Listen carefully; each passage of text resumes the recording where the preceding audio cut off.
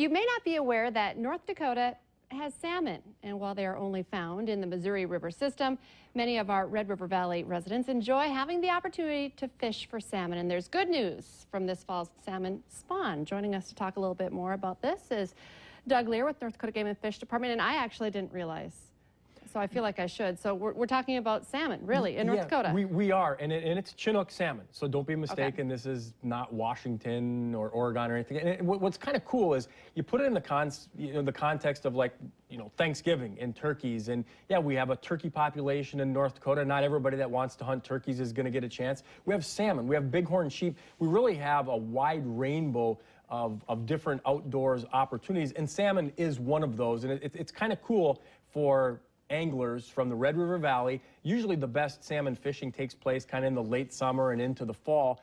And we don't have, as you kind of alluded to, a self-sustaining salmon population. Yeah, since we're talking salmon spawning.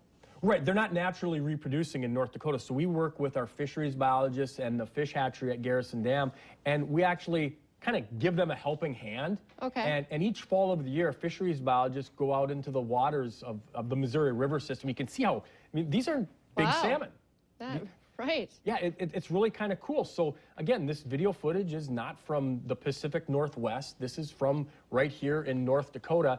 And our fall work for reproduction on salmon gave us some pretty good results. We were able to get 2 million eggs from our salmon spawn. And what that'll do is kind of help jumpstart into 2017, because it's different than the typical natural fish that we have. They're spawning in the fall.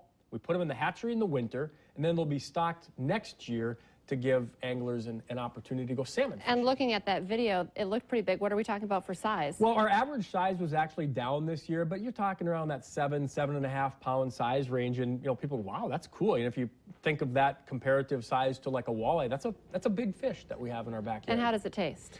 It tastes like salmon.